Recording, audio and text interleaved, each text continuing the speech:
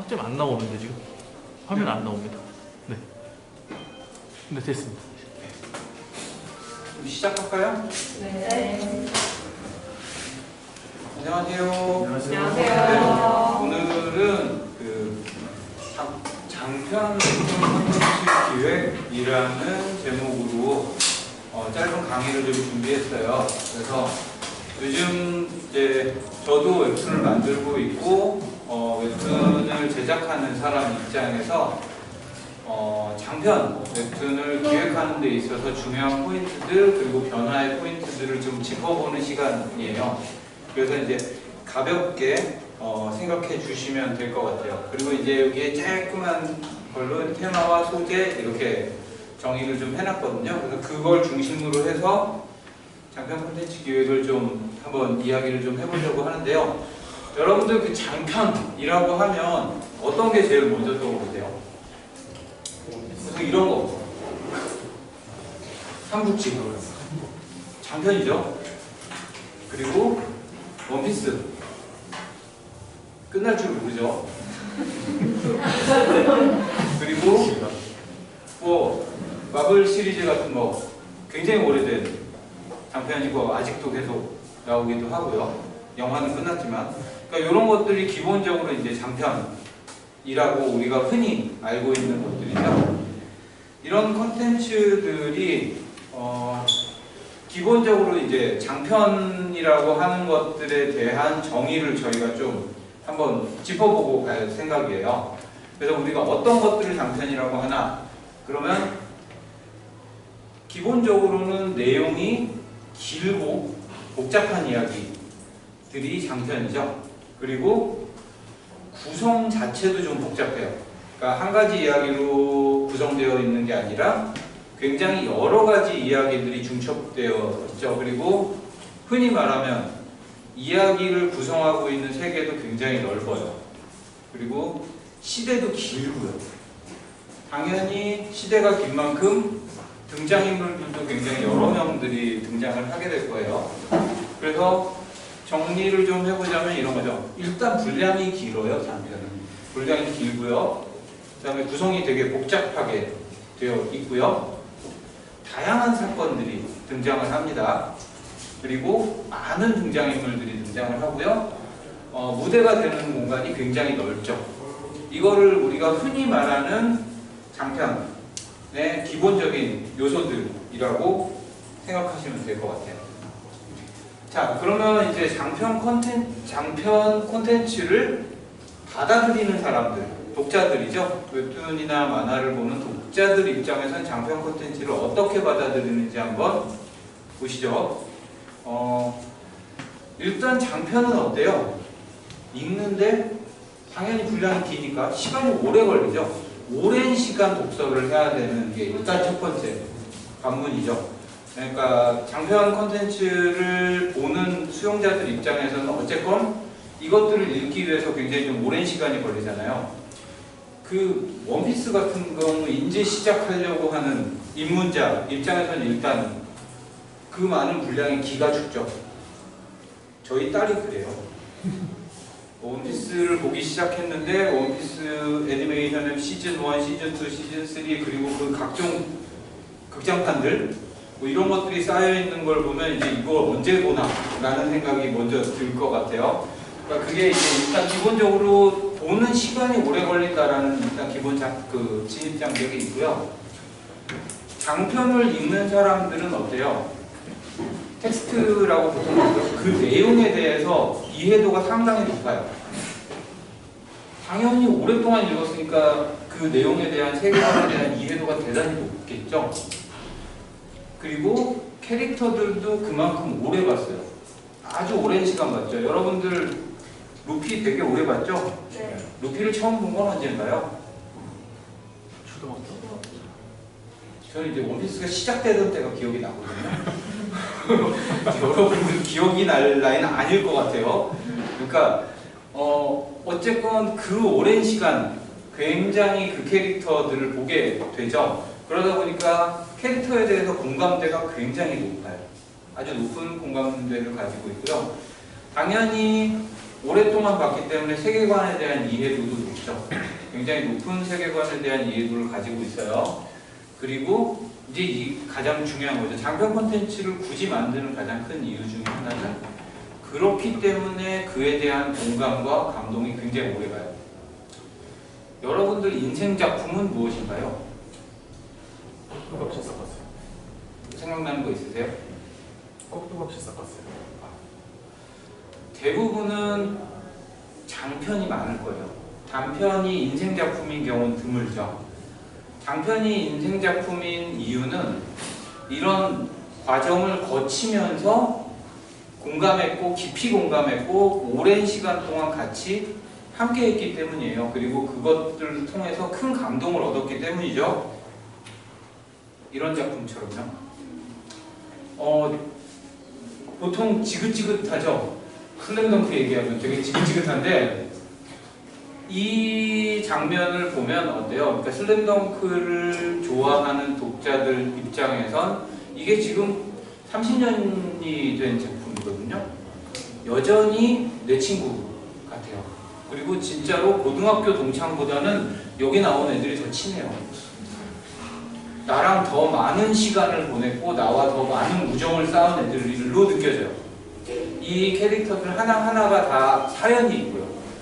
그러니까 굉장히 긴 작품이기 때문에 각각의 캐릭터들의 포즈와 표정을 볼 때마다 어때요? 그 캐릭터와 함께 했던 에피소드의 추억들이 막 떠오르죠. 그런 것들이 장편이 갖고 있는 가장 큰 매력이라고 보시면 될 것 같아요. 장편이 갖고 있는 가장 큰 위력은 뭐냐면 긴 시간 동안 오랫동안 독자들하고 교감을 하면서 쌓아오기 때문에 어떻냐면 늙지도 죽지도 않고 굉장히 오랫동안 독자들의 가슴속에 남아있어요. 그리고 수많은 2차 콘텐츠들을 계속해서 만들어내요. 그래도 흔히 말하는 그 작품에 대한 것들을 계속 소비해요. 오랜 시간이 흘러도 그 작품을 너무 반가워해요. 제가 이제 슬럼덩크 예를 들은 건 이번에 슬럼덩크 또 오리지널판이 또 나왔죠. 제가 기억하는 것만 한 5번째 나오는 것 같아요. 뭐 애장판 나왔다, 뭐 나왔다. 그럼에도 불구하고 어때요? 또 사는 사람들이 계속 있어요. 그러니까 그만큼 장편 콘텐츠들이 갖고 있는 애정도, 독자들의 애정도가 굉장히 높죠. 자, 그러면 이제 장편 콘텐츠를 만드는 것들에 대해서 한번 고민을 좀 해보죠. 장편 콘텐츠를 구성하는 기본적인 요소들이 좀 있을 거예요. 가장 기본적인 요소는 공간이 필요해요. 모든 이야기, 모든 스토리텔링의 아주 기본은 사실 공간이 제일 첫 번째거든요. 그러면 이야기의 주요 무대가 되는 세계가 필요하죠. 그리고 장편을 만들기 위해서 그 무대가 필요하고 그 무대에 대한 세밀한 설정이 필요해요. 그걸 우선으로 해서 거기다가 이제 이야기를 풀어놓을 거기 때문에 이야기를 구성하는 세계가 완벽하게 만들어져 있지 않으면 이야기를 길게 구성하는데 굉장한 어려움을 겪게 되거든요. 그래서 여러분들도 뭔가 분량이 긴 이야기를 만들겠다라고 생각을 하실 때 가장 먼저 하셔야 되는 건 공간을 설정하시는 거예요. 그 세계에 대한 디테일한 설정 없이 이야기를 굴리게 되시면 그 이야기가 중간에 굉장히 엉뚱한 방향으로 흘러가는 경향이 있거든요. 우선은 공간이 필요해요. 그리고 그 공간에 대한 설정이 어느 정도 마무리가 되면 그 다음에 등장하는 건 소재예요. 중요하게 생각하셔야 될 건 소재인데 무슨 이야기를 할 거야? 라고 하는 것들이 일단 필요하죠. 어떤 것들을 가지고 이야기를 꾸밀 거야? 라고 하는 것들이 필요하기 때문에 소재가 들어가는데요. 이 소재는 그 길고 분량이 많은 이야기를 보게 만드는 소비자들, 그러니까 독자들이 흥미를 유발하는 가장 첫 번째 요소가 돼요. 그러니까 독자들이 결국은 어떤 무대 위에서 무슨 소재를 쓰느냐를 가지고 첫 번째 선택을 하게 될 거거든요. 왜냐하면 밑에 나오는 주제는 읽어봐야 알아요. 그런데 소재는 그냥 내 취향상 이런 소재가 등장하는 만화 좋아. 뭐 그런 거 있잖아요. 나는 퇴마물 일단 좋아 라고 할 수 있고요. 나는 호러 일단 좋아.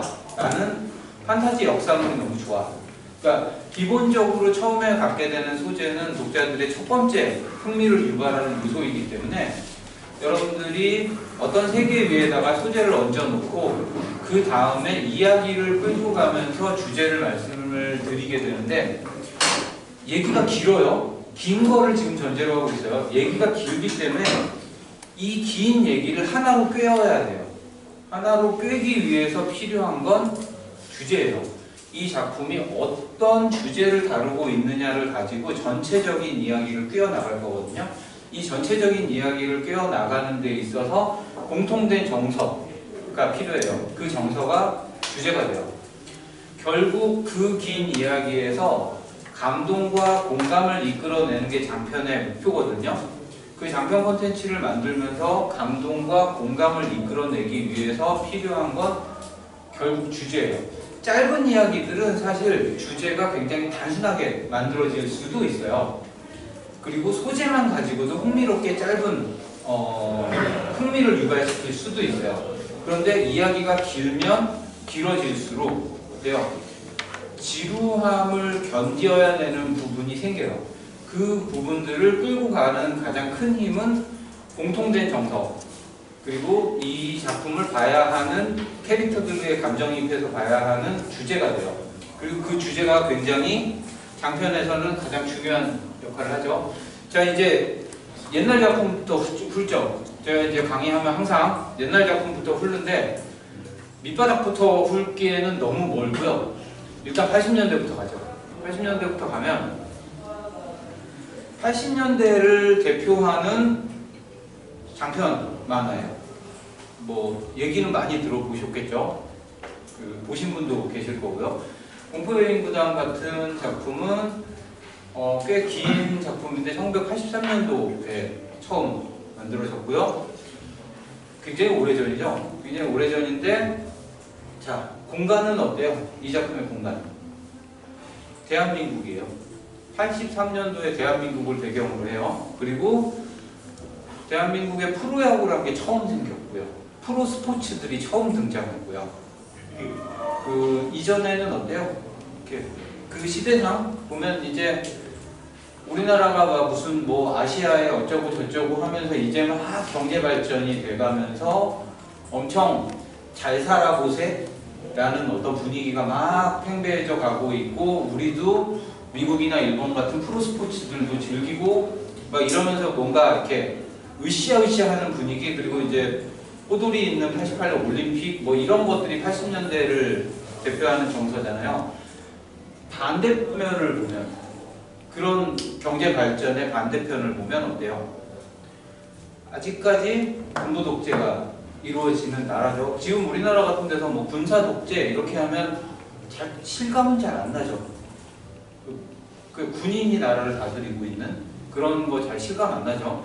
그리고 뭐 이름만 들어봐도 무슨 삼천교육대 뭐 이런 거 있잖아요. 길거리에서 사람들 잡아다가 막 훈련시키고 그러면서 불량하다고 데려가기도 하고 그러면서 뭐 5.18 민주화 운동이라던가 이런 것들도 80년대 거의 대부분을 차지하고 있는 정서예요. 혼탁하죠. 되게 혼탁한 부분이죠. 어떤 부분에선 그동안 가난에서 벗어나서 돈을 엄청나게 벌고는 부자들이 생기고 흔히 말하는 재벌들 뭐 이런 것들이 막 생기고 있고, 한쪽에서는 뭔가 자유와 민주화를 위해서 막 피 흘리면서 죽어가고 하는 이런 혼탁한 정서예요. 자, 그게 공간적 배경이에요. 그리고 소재를 한번 볼까요? 소재는 야구예요. 스포츠물이에요. 굉장히 오랜 시간 장편 만화에서 중요한 소재로 등장했던 건 스포츠물이죠.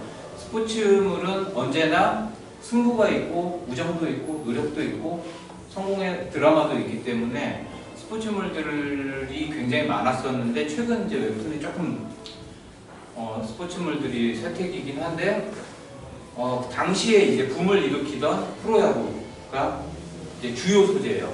그리고 보신 분들은 아시겠지만 이 작품에 굉장히 중요한 소재로 등장하는 건 이제 사랑 얘기예요.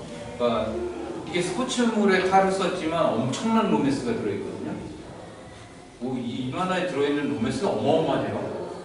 그리고 물론 지금 보면 굉장히 마초적이에요. 그러니까 시대상을 좀 생각하셔야 되는데 이거 너무 오래됐기 때문에 거기에서 지금의 정서로 생각하시면 안 될 정도의 마초이즘이 많이 들어있어요. 하지만 그 시대엔 그게 순정이고 멋이었어요. 그리고 어때요? 비극의 드라마가 있어요. 우리나라 그런 거 좋아하잖아요. 비극적인 드라마가 있어요. 이 작품은 어쨌건 굉장히 비극으로 끝나요. 어마어마한 드라마를 거치면서 결국은 까치와 엄지가 아주 비극적인 결말을 맞이하지만 되게 씁쓸한 여운을 남기는 그런 드라마고요. 읽은 분 계세요? 혹시 한 분이라도? 없구나. 없을 줄 알았어요. 그리고 이제 이 작품의 주제는 뭘까요? 노력하고 성공하는 것, 그 다음에 희생하는 것, 이런 것들이 일단 기본적으로 정석에 깔려 있어요. 제가 아주 짧게 시놉시스를 훑어드리면, 까치, 그러니까 오해성이라고 하는 이제 친구가 있는데, 걔가 이제 어린 시절에 엄지라는 여자애를 만나고, 그 엄지라는 여자애가 너는 야구를 하면 잘할 것 같아 라고 해서 야구 선수가 돼요. 그리고 야구 선수가 돼서 엄지를 이렇게 위에서 이제 공을 던지고 너무너무 열심히 하다가 팔이 빠져라 공을 던지죠. 팔이 빠져요. 그래서 더 이상 공을 던질 수 없게 되자 이제 약간 약자들을 모아서 만들어 놓은 외인구단이라는 데가 있거든요. 거기 뭐 외파리도 있고 뭐도 있고 막 이런데 가서 지옥훈련이라는 걸 거치고 프로야구단, 외인구단이라는 프로야구단이 만들어지면서 이제 하게 되는데 거기에 이제 마동탁이라고 하는 라이벌도 있어서 삼각 구도도 만들어지고요. 그러면서 이제 맨 마지막에 엄지와 까치는 이루어지지 않아요. 평생 동안 했던 그 사랑이 이루어지지 않고 되게 비극적으로 까치는 눈이 멀고 엄지는 이제 정신이 나와서 미쳐버리면서 이제 끝나요. 그 사이에는 엄청난 드라마들이 있지만, 그러니까 전체적으로 되게 얘기가 하드코어죠. 어마어마하게 하드코어해요. 되게 중간중간 낭만적인 장면들도 있고요. 그러니까 지금 봐도 너무 깜짝 놀랄 만큼의 낭만적인 장면들도 있지만 실제로는 굉장히 하드코어해서 이게 2020년에 봐도 이게 전체 연령가요? 뭐 이런 느낌이 들 정도의 얘기가 굉장히 강도가 좀 높은가요? 근데 이 세계를 엮어서 한번 생각해보죠. 왜 이게 이 시대의 가장 대표적인 장편 스토리가 됐을까요? 어쨌건 시대상과 제가 지금 쭉 설명을 드리면서 80년대라는 시대를 여러분들이 살아보진 않았지만 그 시대의 분위기와 그 시대를 관통하는 정서가 좀 느껴지세요? 이제 이렇게 말씀드리면 그런 거예요. 막 그런 거 있잖아요. 나라를 위해서 고속도로를 뚫다가 터널이 무너져서 죽으면 값진 죽음이고 사우디에 가서 그 열도에 가서 삽질을 하고 그것도 다 나라를 위해서 하는 거고 그래서 대한민국이 잘 살게 되면 뭔가 이렇게 애매하게 포장되어 있는 그 애국심과 국뽕과 이런 것들로 굉장히 경제 발전이 어마어마하게 빠르게 진행이 돼서 먹고 사는 문제가 해결된 건 너무 기뻐요. 근데 인권이라고 하는 것들은 좀 바닥이에요. 그러니까 흔히 말하면 그런 식으로 희생을 강요하는 정서가 있고요. 그 희생이 굉장히 멋있게 보여지는, 그 희생이 되게 미화되는, 당연히 그걸 비극적인 드라마로 포장하게 되죠. 그런 시대인 거예요. 지금이니까 이렇게 얘기하지만 그때는 대의를 위한 어떤 사랑을 위해서 죽는 것, 뭐 이런 것들이 되게 멋지게 포장이 되는 시대란 말이에요. 그런 시대적인 정서가 되게 비극적으로 관통되어 있는 대표적인 작품이라고 보시면 될 것 같고요. 이제 80년대 딱 이제 83년에서 93, 10년 흘렀어요. 그 정우성 이렇게 하면서 가는 저희 영화 짤로 더 유명하죠. 비트라는 작품을 딱 10년 지나서 가져왔는데 이 작품은 읽어보신 분들이 거의 없으실 거예요. 이 작품도 그 당시로서는 되게 공전의 히트를 좀 기록했던 허영만 선생님 작품인데, 자, 93년도에 대한민국은 이제 이 작품의 배경이요. 이 작품의 배경이고요. X세대라는 말, 제가 X세대. X세대라는 말이 등장했어요. 그리고 서태지와 아이들이라는 희한한 음악을 하는 춤추는 밴드가 등장을 했고, 아이돌이죠. 이 등장을 했고요. 최초로, 그러니까 지금 흔하게 사용하는 어떤 인터넷이 아니라 PC통신이라고 하는 초창기의 통신망이 드디어 생기기 시작하는 시기예요. 되게 급격한 변화가 일어나요. 기존의 질서들이 마구 무너져가는 시기에 굉장히 혼란한, 문화적으로는 엄청나게 새로운 것들이 받아들여지고요. 일본 문화가 이제 이 무렵에 막 개방이 되기 시작하거든요. 그 당시까지 이제 대한민국 일본 문화가 들어올 수 없는 나라였었어요. 그래서 90년대 이제 일본 문화 개방하고 맞물리면서, 아시죠? 일본 문화는 80년대, 90년대 전 세계에서 가장, 지금 우리나라 같아요. 지금 우리나라 전 세계에서 가장 힙한 문화를 가지고 있는 나라잖아요. 근데 이제 그 당시 80년대, 90년대까지 버블 경제 시기의 일본 문화는 어마어마하게 이제 우리한테 선망의 대상이었거든요. 그런 선망의 대상이었던 문화들이 급격히 유입되면서 패션이라던가 노래, 대중가요 모든 부분에서 굉장한 변화가 일어나던 시기예요. 그러면서 이 비트라는 작품이 젊은이들한테 굉장히 큰 인기와 반향을 끌었는데, 입시, 그러니까 가열되어 있는 어떤 그 학력고사에서 수능으로 넘어가던 시기거든요. 그 수능이 처음 만들어지면서 어떤 그 과열된 입시, 그리고 청춘, 폭력 뭐 이런 것들이 일단 기본적인 소재가 되고요. 기존에 나와 있던 청춘물들하고 굉장히 다른 부분이 이 방황을 다뤄요. 허무함을 다뤄요. 나중에 기회가 되시면 이 작품을 어디선가 보실 일 있으면 보시겠지만, 대사들이 완전히 요즘 말하는 싸이월드 감성이에요. 그냥 어느 한 대사가 그냥 일상어가 없어요. 정말로 막 그 시적인 대사가 그냥 이 작품 안에 한가득 들어있거든요. 근데 그 왕가위 감독의 중경삼림이나 무라카미 하루키의 상실의 시대, 그게 다 이 시대를 관통하고 있는 정서예요. 젊은이들의 방황과 허무함과 그다음에 혼란함, 그리고 문화의 어떤 소용돌이, 그러니까 계속되는 문화의 소용돌이, 이런 것들이 어쨌건 이 시대를 관통하고 있는 주제죠. 그래서 이 장편 콘텐츠들이 굉장히 오랜 시간 사람들의 가슴 속에 남아있게 되는 건 그 시대를 관통하는 정서들을 기억하고 있는 거예요.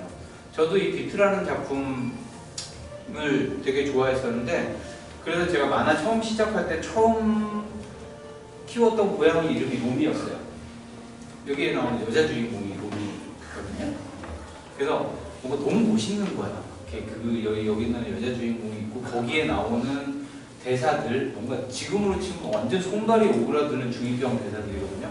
그런 대사들도 너무 멋있고, 그러니까 그런 시대 정신을 그대로 관통하는 작품들이에요.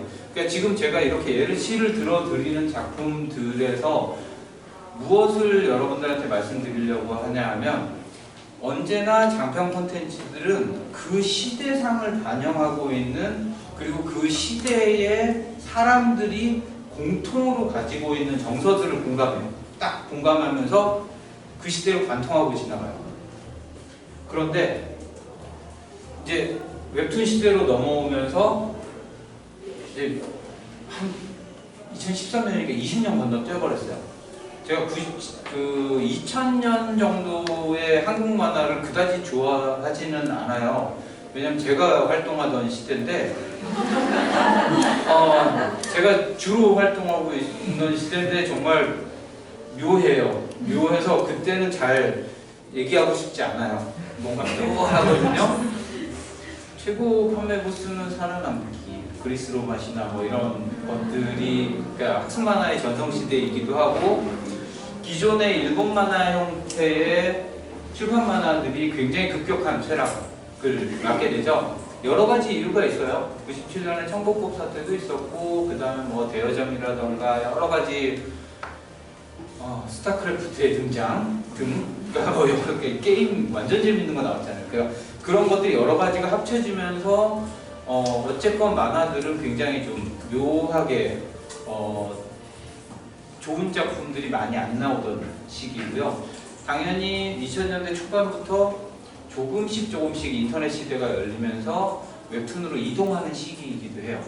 그러다 보니까 뭐 일본만의 아류 장르들도 상당히 많이 양산됐었고, 학습 만화, 그리고 또 뭐 초창기에 이제 블로그 형태의 웹툰들 이런 것들이 막 뿌려져 있고, 그 자양분을 통해서 2010년 정도가 되면서부터 이제 굵직굵직한 웹툰 작품들이 나오죠.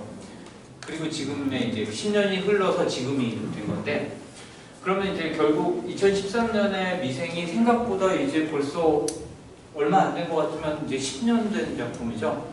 10년 된 작품이고, 미생은 2부, 3부 하면서 아직도 윤세호 작가님이 연재를 하고 계시는데, 10년밖에 안 됐는데도 88만 원 세대라는 말은 진짜 촌스럽게 느껴지죠. 그러지 않아요? 되게 촌스럽게 옛날 말처럼 느껴지죠. 취업과 비정규직 문제는 아직도 대한민국에서 크게 해결되진 않았지만 일상화되어 버려서인지 이렇게 표면적으로 드러나지는 않아요. 근데 그 시대 이 미생이라는 작품이 이슈를 끌면서 사회적으로 신드롬을 일으켰던 건 이 문제가 사회에서 본격적으로 대두되기 시작하던 시기에 이 작품이 가지고 있었던 거고, 그동안 어때요? 노동의 권리라던가 인권 그런 것들에 대한 문제를 다시 한번 생각할 수 있는 계기가 됐죠. 그리고 이 작품은 꽤나 이제 그 신드롬을 일으키면서 사회에 여러 가지 젊은이들에게 많은 인사이트를 주는 그런 작품이었고요. 자, 그래서 이제 10년이 딱 지났잖아요. 그래서 이제 빨리 넘겨서 요즘은 뭐하나? 우리는 이제 장편 콘텐츠를 제작하려고 하는데 그래서 지금 우리는 무슨 시대 정신을 꽉 꿰어서 독자들을 사로잡아야 되나? 라고 해서 이렇게 딱 넘겨봤더니 분위기 있고 한데요. 일단 이게 패션왕부터 하면 굉장히 긴 얘기죠. 어마어마하게 긴 얘기죠. 그간 예를 들었던 작품들하고 좀 다르지만 굉장한 히트작이죠. 어쨌건 오랜 시간 동안 상위권에 노출되어 있었고, 물론 제가 지금 웃기려고 하는 게 아니라 예전에도 굉장히 상업적인 만화들, 장편들이 다 있었어요. 시대마다 다 있었고, 제가 지금 짚어드린 얘기는 상업적인 성공 플러스 다른 좀 좋은 평가를, 비평가들한테 좋은 평가를 받은 작품들을 말씀을 드린 건데, 우선은 지금 저희 이제 만들어야 되는 사람 입장에서, 지금 당장 만들어야 되는 사람 입장에서 요즘에 가장 그래도 힙한 장편 만화들의 특징들을 한번 살펴보자고요. 이게 보면, 이 작품에서 보면 사실은 그래요. 그러니까 호불호를 논하는 건 아니지만 여기 안에 들어있는 인물들의 정서는 대부분 약간 혐오와 차별과 이런 것들을 다루는 정서들이 굉장히 많이 들어있죠. 그리고 이제 나 혼자만 레벨업 같은 경우도 굉장한 작품이죠. 글로벌로 넘어가면서부터 나 혼자만 레벨업이 상륙하는 나라들은 다 초토화예요. 뭐 일본 치고 동남아 치고 이제 유럽으로 갔죠. 그냥 가는 데마다 어마어마한 성공을 거두고 있는 한국형 판타지예요. 한국형 판타지. 얘는 주제가 뭘까요? 제목에 주제가 있는데 잘난 척인가? 나 혼자만 레벨업인가? 그리고 어때요? 지금 흔히 말하는 K로판, 거의 뭐 저희 전사 맞죠? 막 그 어마어마한 전사들처럼 글로벌에서 엄청난 히트를 기록하고 있어요. 자고 일어나면 왜 황녀 되는 거 있잖아요. 이거는 전 세계 공통의 언어였다라는 걸 이제서야 저희가 알게 됐죠. 막 이거 뭐 일본에서도 막 난리 났고요. 동남아, 뭐 유럽, 미국에서도 다 인기 좋아요. 그렇게 황제 외동딸이 되고 싶으셨나봐. 그러니까 그 감정이 굉장히 잘 돼요. 그래서 이거 보면 보통 요런 류의 작품들이 보면 굉장히 귀한, 고귀한 상품이 되고 고귀한 신분이 되고 굉장히 여러 사람들한테 이제 구애를 받는 포지션으로 들어가게 되거든요.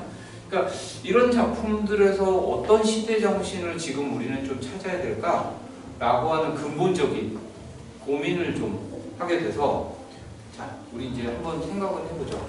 이 시대에 우리는 뭔가를 해야 될까?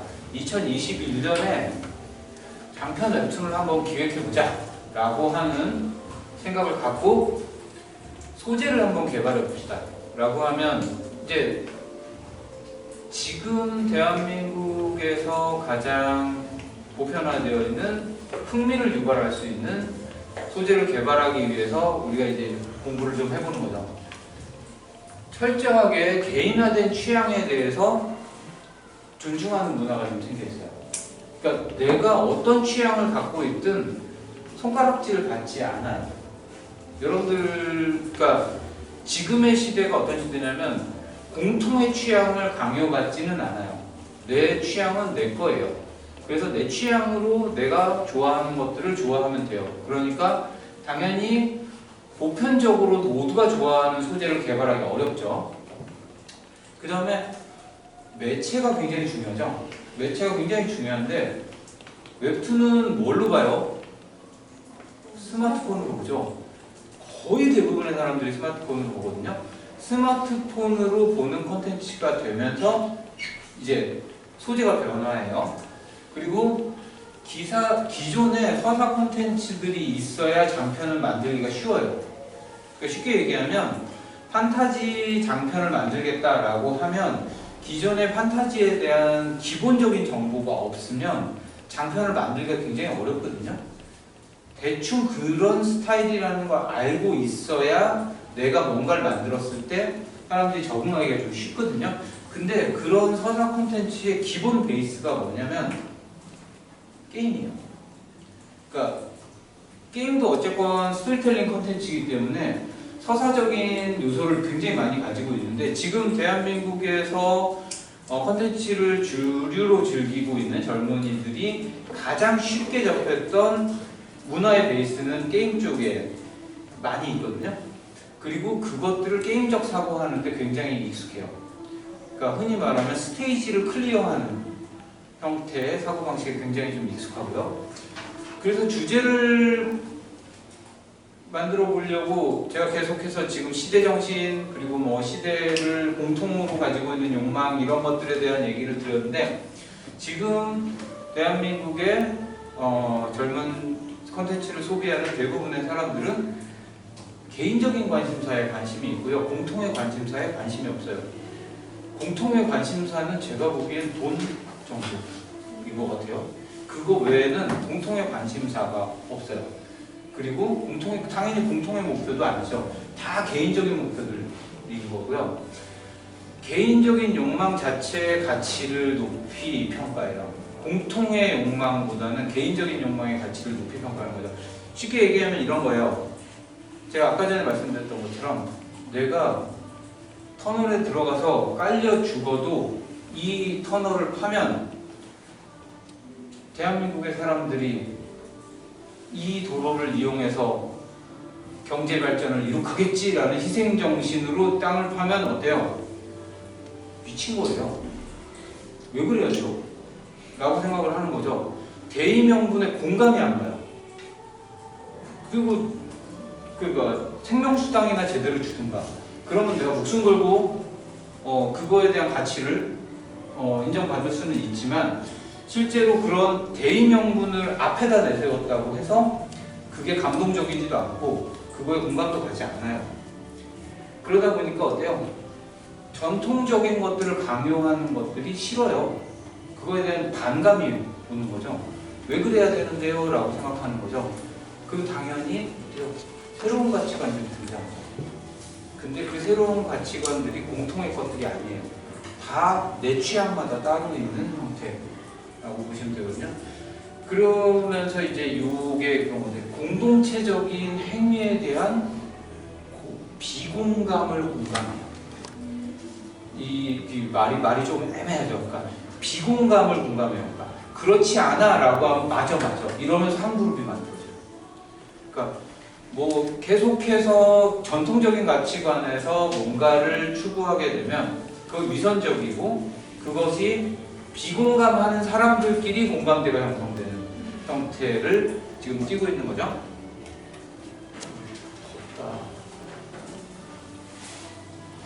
누가 가서 에어컨 좀.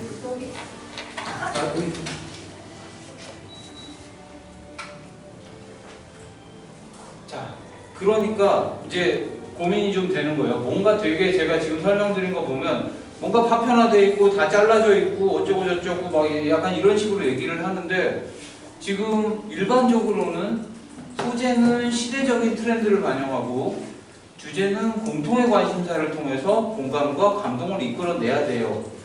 근데 지금 설명한 걸 들어보니 뭐가 대중의 공통의 관심사 없나? 이거 어떡하지? 라고 하는 생각이 좀 드는 거예요. 그러면 기존에 만들어져 있던 장편 스토리텔링을 하는 장편 콘텐츠들하고 지금 2021년에 우리가 만들어야 된, 그리고 또 앞으로 만들어야 할 콘텐츠는 그러면 얼마나 차이가 생겼나라고 해서 한번 쭉 살펴보죠. 이제 기획을 하기 위해서 가장 중요한 첫 번째 요소부터 한번 살펴보죠. 웹툰은 철저하게 제가 여러 번 어디 강의할 때마다 말씀드리지만 매체하고 관련이 있어요. 개별적인 컨텐츠, 예전에 개별적인 컨텐츠로 판단하시면 웹툰은 굉장히 설명하기가 어려운 매체예요. 어려운 컨텐츠예요. 매체 환경이 어떻게 변하고 있냐라고 했을 때 우리는 단호하게 얘기할 수 있죠. 스마트폰 중심으로 변하고 있어요. 스마트폰에다가 모든 것들을 다 지금 끄집어 놓고 있죠. 여러분들 지금 어때요? 컨텐츠들 중에서 스마트폰으로 보지 않는 게 거의 없죠. 그러니까 스트리밍부터 해서 뭐 영화도 보고요, 드라마도 보고, 웹툰도 보고, 그 다음에 뭐 주고받는 이야기들, 그런 것들 거의 대부분 스마트폰으로 하죠. 매체 환경은 완전히 변했어요. 그리고 대중의 소비 성향들도 굉장히 많이 변했어요. 대중의 소비 성향이 변했다는 건 대표적인 부분만 말씀드릴게요. 콘텐츠 소비 성향의 가장 큰 변화로 말씀드릴 수 있는 건, 예전에 여러분들이 콘텐츠를 살 때 가장 중요하게 생각했던 건 어떤 건가요? 콘텐츠를 소비하기 위해서 여러 가지의 테스트들을 하죠. 내가 좋아하는 그림체, 내가 좋아하는 것들을 해서 하나를 구입해서 그거를 보게 되거든요.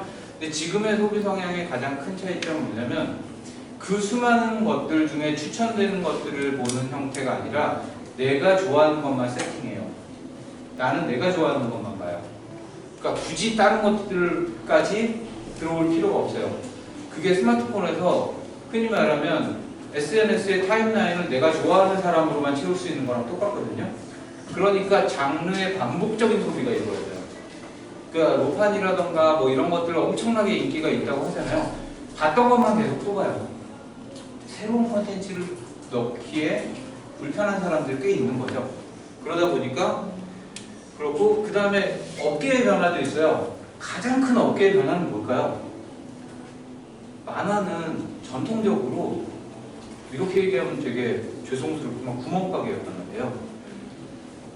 그냥 가내수공업 같은 구멍가게였어요. 조금 큰 회사도 있고 조금 작은 회사도 있지만 그래봐야 대기업은 하나도 없었고요. 중소기업 중에서도 그렇게 큰 중견기업들은 아니었어요.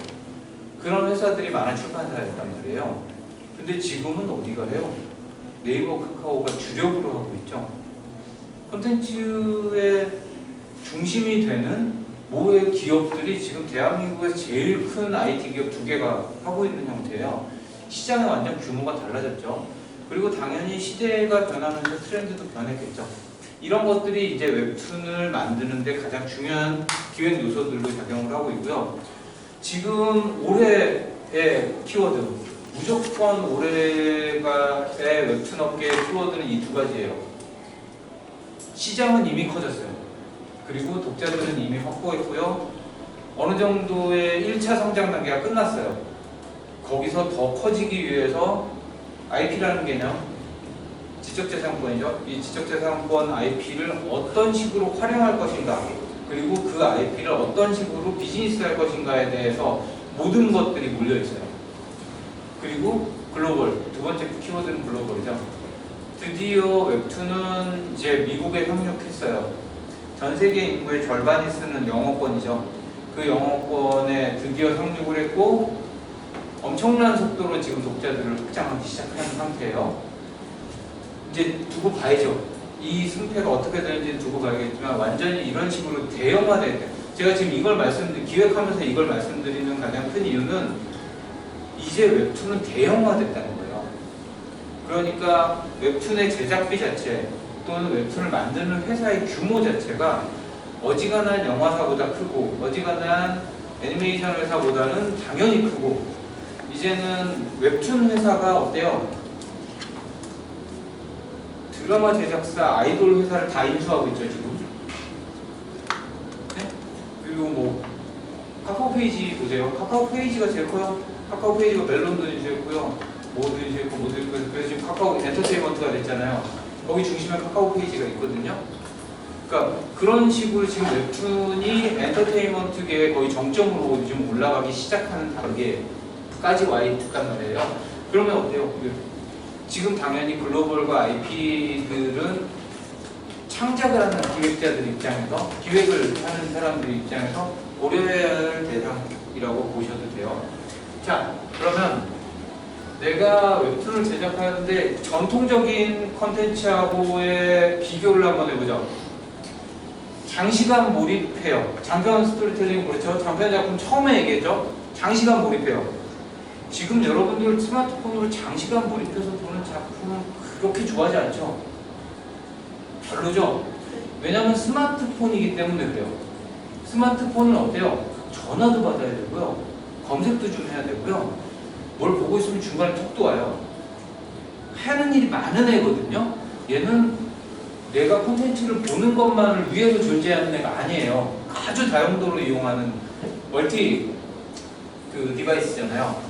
자, 그러다 보니 장시간 몰입하는 거 별로, 텍스트에 대한 높은 이해도, 요즘 웹툰 보는 독자들이 이 작품에 대해서 아주 깊이 이해하고 있는 것처럼 느껴지세요? 뭐 연재만 하면 베스트 댓글은 해설자죠. 이거는 뭐 한 거임? 뭐 한 거임? 알려주죠. 나는 빨리 봤거든. 이게 뭔 소리야? 라고 하면 댓글이 알려주죠. 그거 한 거임. 아, 나는 너무 빨리 봤기 때문에 다 놓쳤어요. 별로 이해도 높아 보이지 않아요. 그리고 실제로 높이고 싶은 생각도 없어요. 캐릭터에 대해서 깊이 공감해. 공감하세요? 요즘 최근에 어제 본 웹툰의 주인공 이름 기억나세요? 뭐, 요즘 보고 있는 웹툰의 주인공 이름 기억나는 거 뭐 없어요? 별로 없죠? 사실 솔직히 말하면 캐릭터 이름 잘 기억 안 나요. 캐릭터는 사건을 기능하기 위해서 존재하지 그 캐릭터의 정서에 깊이 몰입하지 않아요. 그러다 보니까 캐릭터의 이름도 모두 잘 기억나지 않거든요. 최근에는 웹툰 작가들 중에서 일부러 그래서 이름을 평범하게 지어요. 캐릭터의 이름이 튀어서 독자들이 완전히 기억나게 하고 싶지 않아요. 묻어가게 하고 싶어요. 어차피 캐릭터에 몰입하지 않으니까 더 몰입도를 낮춰버리는 거죠. 흔히 말하면 요즘, 옛날에는 여러분 그런 생각 안 드세요? 이렇게 웹툰에서 보면 캐릭터 이름이 되게 튀는 이름들을 되게 많이 썼잖아요. 근데 요즘은 김진수 뭐 이런 이름 되게 많이 써요. 어떻게 이렇게 지나가는 이름 같은 이름들을 최대한 많이 쓰는데 그런 이유도 좀 있다라고 생각하시면 되고, 세계관에 대한 이해도 당연히 그만큼 하겠죠. 그 다음에 여러분 요즘 웹툰 보면서 오랜 감동과 애원에 몸서리 쳐본 적 있으세요? 막 가슴이 막 두근두근해서 막 부여잡고 막 설레고 이러면서 초딩 때 포켓몬 이후는 없죠. 그런 식의 감동은 사실 웹툰하고 지금 그렇게 어울리는 키워드가 아니죠. 그런 감동을 받으려면 사실은 다른 컨텐츠들을 이용하지 웹툰을 통해서 그렇게 인생의 감동을 받는 컨텐츠들을 보고 있는 독자들은 거의 흔치 않다고 보시면 되거든요. 그래서 사실 이전에 키워드들이 갖고 있던 것들은 지금 2021년 웹툰의 키워드들하고 그렇게 어울리지는 않는다라고 판단이 돼요. 그러니까 소비 취향들이 완전히 변화했다라고 판단할 수 있는데 이 소비 취향을 간단하게 정리하면 이런 거예요. 단순하고 반복적인 장르 소비를 하려고 해요, 독자들이. 이 얘기는 뭐예요? 새로운 콘텐츠를 이해하고 본인의 사고를 넓히는데 웹툰은 별로 사용하고 싶지 않아요. 시간을 좀 효율적으로 보내는데 웹툰을 좀 쓰고 싶은 거죠. 그러니까 당연히 단순한 반복적인 소비가 좋은 거고요. 그 다음에 캐릭터 어때요? 캐릭터가 내가 지금 기분 좋자고 들어왔는데 흔히 말하는 고구마짓 하는 거 너무 싫어요. 그냥 철저하게 개인화된 욕망에 충실하는 거 있잖아요. 그런 캐릭터들이 공감에 훨씬 더 많이 가는 거죠. 그리고 뛰어난 능력과 신분을 가지고 빨리빨리 사건을 해결해 주는 게 좋아요. 그게 독자들의 성향이 그래요. 그리고 어때요? 불특정 다수의 모두에게 공감이 가는 캐릭터 생각보다 비호감이에요. 특정 소수에게 매력 있는 캐릭터가 훨씬 더 인기가 있죠. 고난과 노력의 서사 딱 질색이에요. 그게 지금 소비 트렌드에서 가장 두드러지게 드러나는 현상입니다. 지금 이것들을 종합해보면 어떤 결과가 나올까요? 아주 원초적인 지금 당장 멋있는 장면, 지금 당장 사건의 해결을 보고 싶은 독자들의 니즈가 거의 선명하게 드러나죠. 되게 선명하게 드러나는 거죠. 자, 다시 한번 등장했어요. 그렇게 보면 이런 거예요. 지금 네이버 웹툰이라던가 지금 카카오 페이지나 뭐 이런 것들을 봤을 때 제가 왜 대표적으로 약간 이런 세 가지들을 놨냐면 이게 이제 이 특정 작품을 얘기하는 게 아니라 작품군을 얘기하려고 그런 거예요. 그러니까 복화광을 중심으로 해서 뭔가 묘하게 누군가를 냉소적으로 비우고 뭔가 기분이 나쁘고 독자들을 갈라치고 하는 류의 작품들이 되게 인기가 있어요. 우리나라가 지금 그렇잖아요. 세대별로도 갈등이 되게 심하고 성별별로도 갈등이 심하고 뭐 나이, 지역 순으로도 갈등이 심하잖아요. 이 얘기는 뭐냐면 지금 이 군의 작품들, 네이버 웹툰에 꽤 많이 있고 그런 이 군의 작품들은요 이렇게 갈라서 땅땅 먹게 하듯이 이 독자들을 내 독자로 가져가요. 그러니까 불특정 다수가 아니고요 특정 소수가 내 독자예요. 욕하려면 욕해? 이렇게 보는 거 있잖아요. 왜냐하면 웹툰의 트래픽은 너무 많고 너무너무 큰데 케이크 자르듯이 내가 이렇게 딱 잘라서 요거 가져오는 거예요. 그러면 어때요? 당연히 그들이 좋아하는 입맛의 이야기들을 반드시 하게 되죠. 그냥 유튜버라고 생각하시면 돼요. 솔직히 말하면 유튜버들 그렇잖아요. 막 어떤 거는 막 쟤는 정말 미쳤나 싶을 정도의 심한 말을 하지만 어때요? 그 심한 말이 좋은 사람들을 구독자로 가지고 있는 거잖아요. 웹툰이 사실 그 정도까지는 아니지만 점점 그렇게 되어가는 성향을 좀 보여요. 왜냐하면 전체 트래픽은 너무 많기 때문에 무슨 짓을 해도 공통의 정서가 그것들을 꿰어주지 않아요. 모두가 파편화되어 있는 욕망을 가지고 있는 독자들을 전체적으로 꿰기 어렵다 그러면 특정 소수의 독자를 완벽하게 내 편으로 가져가는 게 훨씬 더 편한 방법이죠. 그렇게 해서 만들어지는 한 일단의 군이 존재하죠. 그리고 취향을 대립시키는 게 이제 이런 작품에서 만들어지고요. 그리고 두 번째로 보면 제가 아까 전에 말씀드린 것처럼 굉장히 게임적 세계관을 중심으로 해서 이야기가 펼쳐져요. 그러니까 퀘스트 중심, 스테이지 중심으로 이야기가 펼쳐져요. 그 얘기 뭐예요? 단편 잘라져 있는데 그걸 전체적으로 빼는 거예요.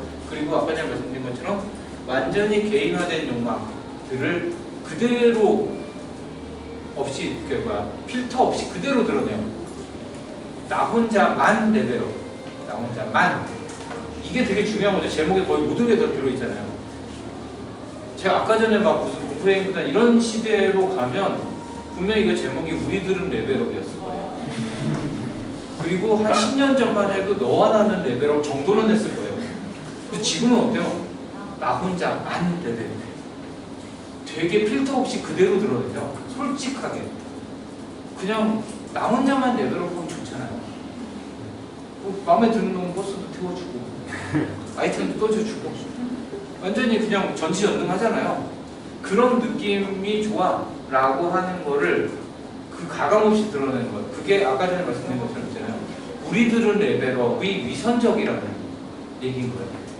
왜 우리들이 레벨업해? 솔직히 말하면 나 혼자 레벨업하는 게 더 좋지. 그거를 얘기하면 돼요. 공감대가 훨씬 더 커지는 형태인 거고요.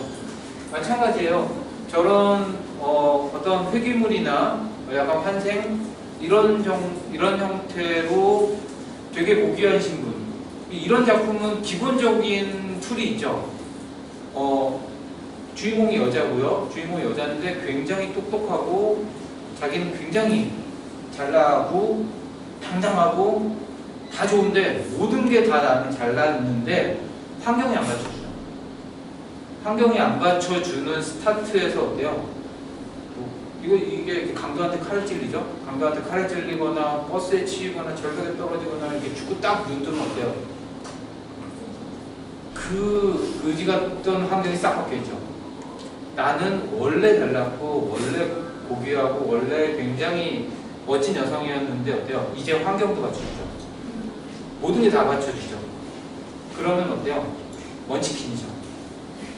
그 수많은 멋진 녀석들을 다 나에게 그냥 반하고 나는 나라도 구하고 뭐도 하고 막 그냥 나쁜 놈들 다 캐치해서 막 하고 그러니까 그런 그게 보면 그런 거잖아요. 되게 개인적인 욕망들을 엑기스처럼 어려움 없이 보여주게 되는 형태인 거고요. 이게 독특한 점은요, 장르 패턴이 아주 반복적으로 이루어지거든요. 근데 사실은 제가 요거는 나중에 기회가 되면 한번 따로 말씀드릴게요. 이게 왜냐면 웹소설 원작이거든요. 웹소설은요, 지금 저희가 얘기하는 스토리텔링 컨텐츠하고는 조금 달라요. 저희가 계속 열심히 스터디를 하고 있는데, 웹소설은 작가가 창작을 하지만 실제로는 플랫폼이 창작하는 거랑 되게 비슷해요. 몇천 명의 작가들이 공동으로 그 소재를 가지고 창작해 나가는 형태를 가지고 있거든요. 그래서 그런 부분에서는 되게 장르를 반복적으로 막 양산해내면서 똑같은 것들을 서로가 영향을 주면서 막 움직이니까 막 어느 상황이 되면 폭군들이 나왔다가 어느 상황이 되면 영예들이 나왔다가 어느 상황이 막 이게 막 외구처럼 움직이거든요. 근데 그게 이 플랫폼 전체가 같이 공동 창작을 하는 것처럼 하기 때문에 실제로는 개별 컨텐츠들의 컨텐츠로 분석하기에는 분석 툴이 조금 다를 수는 있어요. 그래서 어쨌거나 정리를 조금 해보면 이제 이런 식입니다. 2021년에 여러분들이 웹툰이라는 것들에 대해서 이제 어느 정도 아는 상태에서 기획을 하려고 그러면 지금 이런 거요. 장르 패턴이 반복돼서 소비된다. 알고 있죠? 이제는 여러 번 반복해서 들으니까 이제 알 것 같아요. 장르 패턴은 계속 반복돼. 그러니까 어때요? 이건 뭐랑 똑같은데? 라는 생각이 들면 어때요? 나이스. 괜찮은 거예요? 이게 전에 봤던 그거랑 거의 비슷한데? 오케이. 이제는 익숙한 게 좋은 거예요. 익숙한 스토리 라인들을 지금 독자들은 어때요? 반복 소비하는데 굉장히 좀 익숙한 상황이에요. 캐릭터가 나왔는데 얘는 그런 거 있잖아요. 점검을 해보셔야죠. 과거의 캐릭터들은 언제나 그렇죠. 우리 이제 옛날 일본 만화들을 한번 떠올려 보자고요. 공통의 적이 있어요. 지구를 위협하죠. 또는 세계관을 위협해요. 빌런이라고 그러죠. 그 빌런에 맞서서 싸워요. 고난을 성장하고 이러면서 빌런에 맞서서 싸워요. 근데 어때요? 마지막에 가면 동료들 있고요. 너무너무 큰 상처를 입고 빌런을 제거하죠. 그러면 요즘 독자들이 느꼈을 때 뭐예요? 남는 게 없잖아. 지구를 구한 거는 별 가치가 아니야. 얘는 지금 상처 입고 피해만 지금 본 피해자가 되는 거죠. 그러니까 그런 부분에서 개인화된 욕망에 충실한 캐릭터가 나왔다? 라고 하면 어때요? 괜찮아요. 나이스. 그러면 이거는 어떻게 표현해야 되냐면 그게 디테일하면 디테일할수록 좋아요. 감정, 그러니까 개인화된 욕망이 깊이 들어가면 깊이 들어갈수록 좋은 거예요. 그러니까 공감대가 점점 깊어지거든요. 돈을 벌고 싶어 라는 캐릭터가 나오면 진짜로 돈을 버는데 아주 디테일하고 꼼꼼한 심리 묘사가 필요해지는 거죠. 사실 거대 담론이 더 편해요. 훨씬 더 편해요. 왜냐하면 그냥 우정, 노력, 승리하면 되거든요. 뭐 우리가 어렸을 때부터 봐왔던 거의 대부분의 작품은 그냥 그걸로 뭉개잖아요. 개인의 욕망을. 근데 지금은 어때요? 개인의 욕망을 너무 세밀하게 보여줘야 돼요. 세밀하게 보여주면 보여줄수록 독자들이 좋아하죠. 그리고 내 작품이 특정 독자들에게 최적화되어 있는지. 아까 전에 말씀드린 것처럼 갈라치지는 않더라도 굳이 갈라칠 필요는 없겠지만 특정한 소수에게 완전히 취향을 저격할 수 있는 매력을 가지고 있는지를 보시는 거죠. 대표적으로 뭐 이런 것들이에요. 예를 들면 최근에 콘텐츠들의 경향을 보면 한 1, 2년 전부터 넷플릭스나 뭐 이런 데서 이렇게 보고 있으면 어때요? 여성 원톱인 주인공의 작품들이 계속 나오죠. 계속 나오고 있고요. 점점 그것들의 농도는 좀 짙어져요. 그러면서 여성 서사들로 이루어진 여성 영웅 서사들이 계속 만들어지고 있거든요. 그러면 그런 트렌드를 어때요? 이렇게 되면 예전에는 흔히 브로맨스 뭐 이러면서 BL 뭐 이런 것들 만화계에서는 굉장히 아주 독자층이 많은 장르였잖아요. 그러면 상황을 보면 GL 쪽이 훨씬 더 이제 미래가 좀 좋아 보이죠. 전체적인 흐름으로 봤을 때. 그리고 어때요? 이게 BL도 그렇지만 GL도 그렇고 특정 소수의 굉장히 좋아하는 독자들이 어때요? 충성도 있는 독자분들이 만들어지기에 되게 좋은 장르죠.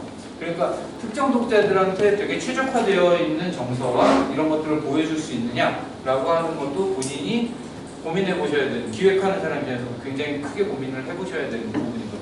왜냐하면 제가 계속 말씀드리는데 웹툰은 네이버 웹툰이 지난달 기준으로 한 420작품 연재되고 있거든요. 아무리 많이 봐도 다 못 봐요. 정말 아무리 많이 봐도 절대로 다 못 보거든요. 매일매일 일반인 입장에서 하루 종일 웹툰만 보는 사람이 아니면. 그러면 어때요? 보통의 독자들은 다 자기 취향대로 셀렉해서 몇 개만 지금 보고 있단 말이에요. 몇 개만 보고 있는 그 라인업에 본인의 작품이 들어갈 거냐 라고 하는 게 중요하거든요. 그러면 모두를 만족시킬 수 없기 때문에 당연히 특정 소수에게는 꼭 선택받을 만한 작품을 기획하는 게 되게 중요한 거죠. 자, 그 다음에 빠르고 몰입도 높은 연재속도. 사건 전개가 굉장히 빨라요. 그리고 여기에서 제가 드리고 싶은 얘기는 뭐냐면 지금 장편 연재를 할 때 전통적으로 흔히 많이 쓰는 기법들이 몇 가지 있어요. 액자식 구성. 그런 것들은 요즘 독자들이 별로 좋아하지 않죠. 얘기가 직선적으로 흘러가야 되는데 다시 자꾸 뒤로 돌아가요. 뒤로 돌아가요. 그리고 그거를 계속 어때요? 맞춰요. 맞춰야 돼요. 나쁘게 얘기하면 머리 굴리는 거 싫어요. 뭔가 좀 퍼즐 조각을 맞춰나가는 이야기보다는 선형적으로 쭉 가는 형태의 이야기를 훨씬 더 선호하거든요. 해상신이 나오는 것도 별로, 복선이 나오는 것도 별로, 이야기들을 쭉쭉쭉쭉쭉 빨리 진행되는 것. 이거는 뭐냐면 이거를 나쁘게 받아들이시면 안 돼요. 나쁘게 받아들이시는 게 아니고요. 매체가 변화했거든요. 스마트폰 매체가 변화했고요. 매체가 변화하면 이 작품들이 어떤 성향을 띠냐면 사건이 좀 먼저 가요. 정서보다.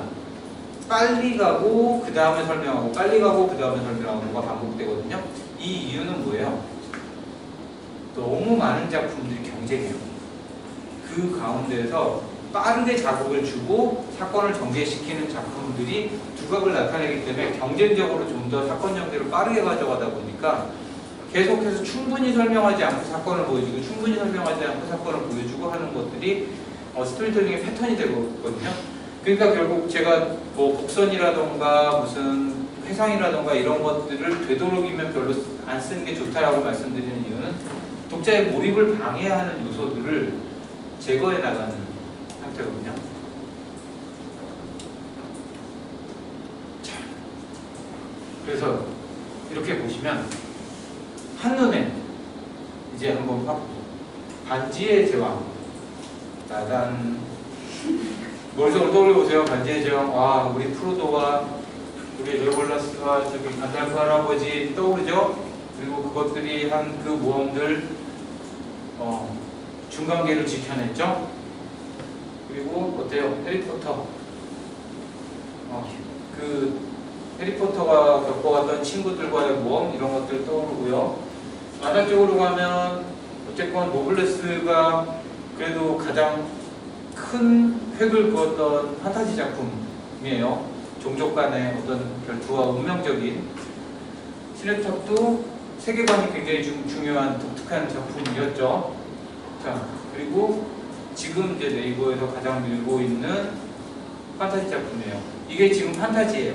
판타지라고 보시면 전지적 독자 시점이 네이버에서 지금 현재 가장 간판인 판타지 작품이라고 보시면 돼요. 굳이 막 지금 계속 뭘 설명하지 않아도 그냥 느낌적 느낌으로 뭔가의 변화가 느껴지시죠? 세계관 분명히 전지적 독자 시점 세계관이 있어요. 세계관이 있고요. 거기에 설정도 있어요.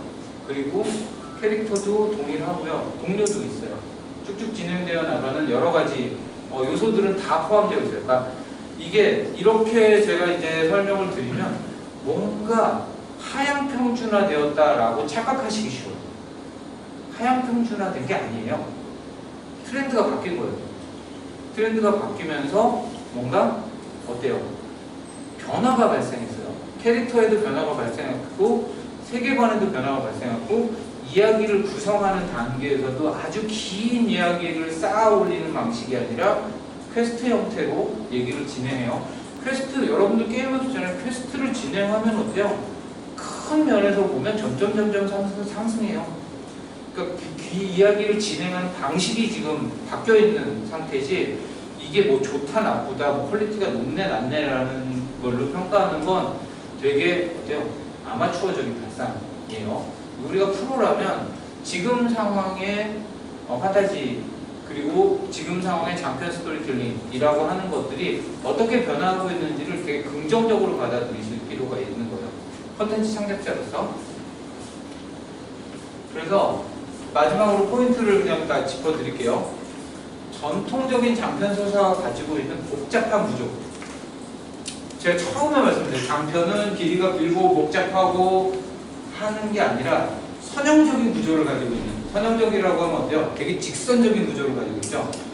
그러니까 이제는 장편이어도 복잡하지 않게 만드시는 게 포인트인 거예요. 장편 얘기는 그러니까 실제로 작업하실 때는 어떻게 작업하시냐면 이런 걸 한번 염두에 두시면 좋을 것 같아요. 옛날에 장편 만화는 그러니까 장편 콘텐츠는 로그라인을 설명하기가 진짜 어려워요. 그냥 해리포터 모험을 떠난다? 약간 뭐 이런 식으로 이렇게 얼버무리면서 이렇게 되잖아요. 그 스토리를 한번 설명해봐 라고 하면 이렇게 반지의 제왕 스토리가 어때? 라고 물어보면 이렇게 어디서부터 얘기해야 되지? 막 이런 생각이 드잖아요. 되게 근데 어때요? 지금에 나오는 그 장편들은 그러니까 똑같은 판타지라고 해도 전적 독자 시점 같은 경우는 로그라인을 되게 명확하게 얘기할 수 있죠. 딱 정확하게 얘기해요. 물론 디테일은 못 말하지만 그냥 그 쭉 가는 노선은 굉장히 단편적으로 되어 있죠. 서바이벌 게임을 계속하는 형태이기 때문에 되게 뭐 나 혼자만 레벨업 같은 경우도 마찬가지고요. 딱 스타팅 시점만 정확하게 알려주면 그 뒤에는 그냥 계속 비슷한 스테이지가 반복되는 형태를 좀 가지고 있어요. 그리고 계속해서 말씀드리는 거예요. 공통의 욕망의 시대가 아니에요. 공통의 가치를 이야기하는 시대가 아니에요. 지금은. 그러니까 어쨌건 대한민국이 발전해 오는 과정에서 한 10년, 15년 단위로 여러분들의 뭐 삼촌, 여러분들의 부모님, 여러분들의 할아버지, 할머니들은 공통의 가치들을 가지고 살았어요. 왜냐하면 이 나라가 계속 발전해가고 이 나라가 어떤 방향으로 가기를 원하는 공통의 정서가 명확하게 있었던 거죠.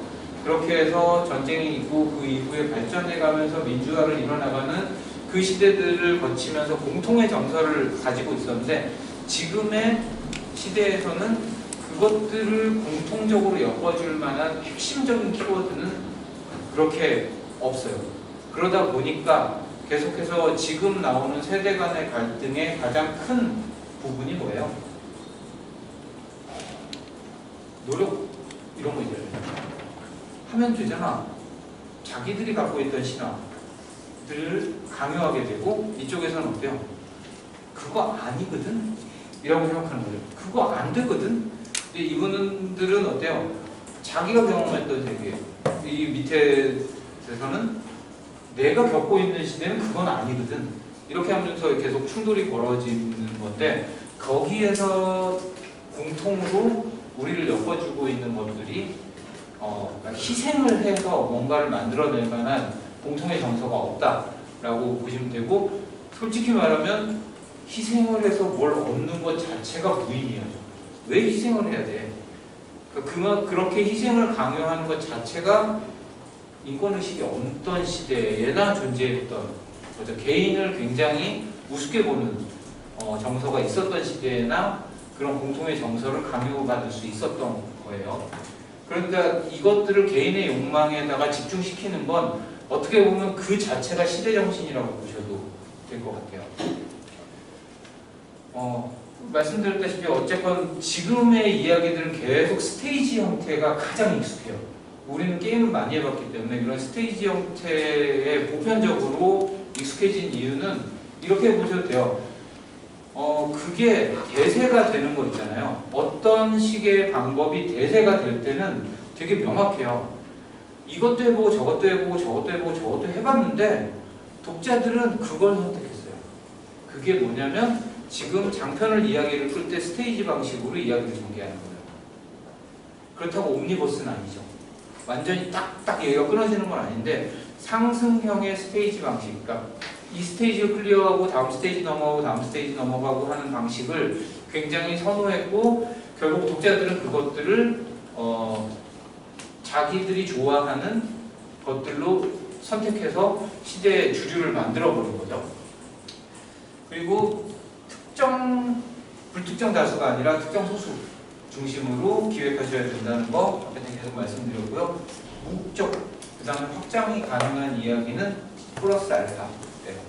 그러니까 이 플러스 알파는 기획하는 사람 입장에서 내가 장편을 만들잖아요. 장편을 만드는 입장에서 이 이야기가 어쨌건 국적과 관계없이 공감을 할 수 있는 정서인가? 라고 하는 것들 그리고 얘기가 확장이 좀 가능한가? 라고 하는 것들은 제가 플러스 알파라고 말씀드린 이유는 들어가면 좋아요. 그런 요소들이 들어가 주면 훨씬 더 이야기를 풍성하게 만들 수 있고 비즈니스적으로 콘텐츠가 훨씬 더 확장할 수 있기 때문에 그런 부분에 대해서 말씀을 드렸고요.